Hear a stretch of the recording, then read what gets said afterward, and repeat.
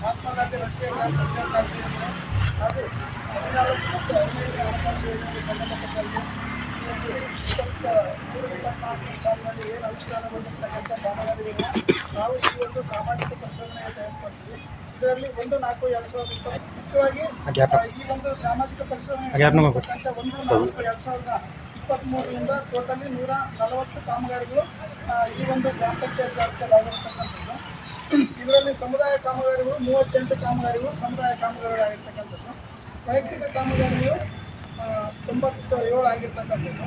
ಆಮೇಲೆ ಅನುಷ್ಠಾನ ಇಲಾಖೆಗೆ ಸಂಬಂಧಪಟ್ಟಂತೆ 5 ಕಾಮಗಾರಿಗಳು ಆಗಿರ್ತಕ್ಕಂಥದ್ದು. ಅದೇ ರೀತಿಯಾಗಿ ಈ ಒಂದು ಅನುಷ್ಠಾನ ಸಂಬಂಧಪಟ್ಟಂತೆ ಕಾಂಪೌಂಡ್ ನಿರ್ಮಾಣ ಕಾಮಗಾರಿಗಳು 2 ಆಗಿರ್ತಕ್ಕಂಥದ್ದು. ಸ್ಮಶಾನ ಅಭಿವೃದ್ಧಿ ಕಾಮಗಾರಿ 3 ಆಗಿರ್ತಕ್ಕಂಥದ್ದು. ಆಟದ ಮೈದಾನ ಅಭಿವೃದ್ಧಿ ಕಾಮಗಾರಿ 1 ಆಗಿರ್ತಕ್ಕಂಥದ್ದು. ಶಾಲಾ ಶೌಚಾಲಯ ನಿರ್ಮಾಣ ಕಾಮಗಾರಿ 1 ಆಗಿರ್ತಕ್ಕಂಥದ್ದು. ಆಮೇಲೆ ಬೋರ್ಡರ್ ಚೆಕ್ ಡ್ಯಾಮ್ ನಿರ್ಮಾಣ ಕಾಮಗಾರಿ 7 ಆಗಿರ್ತಕ್ಕಂಥದ್ದು. ಆಮೇಲೆ ರೀಚಾರ್ಜ್ ವಾಲ್ ನಿರ್ಮಾಣ ಕಾಮಗಾರಿ 4 ಆಗಿರ್ತಕ್ಕಂಥದ್ದು. ಕೆರೆ ಮತ್ತು ನಾಲಾ ಅಭಿವೃದ್ಧಿ ಕಾಮಗಾರಿಗಳು ಟೋಟಲಿ 19 ಆಗಿರ್ತಕ್ಕಂಥದ್ದು. ಅಮೃತ ಸರೋವರ 1 ಆಗಿರ್ತಕ್ಕಂಥದ್ದು. ಇದು ಸಮುದಾಯ ಆಧಾರಿತ ಕಾಮಗಾರಿಗಳು. ಅದೇ ರೀತಿಯಾಗಿ ಮನೆ ನಿರ್ಮಾಣ ಕಾಮಗಾರಿ ವೈಯಕ್ತಿಕ ಇವು 12 ಕಾಮಗಾರಿಗಳಾಗಿರ್ತಕ್ಕಂಥದ್ದು. ದನದ ಕೊಟ್ಟಿಗೆ ನಿರ್ಮಾಣ ಕಾಮಗಾರಿ 6 ಆಗಿರ್ತಕ್ಕಂಥದ್ದು.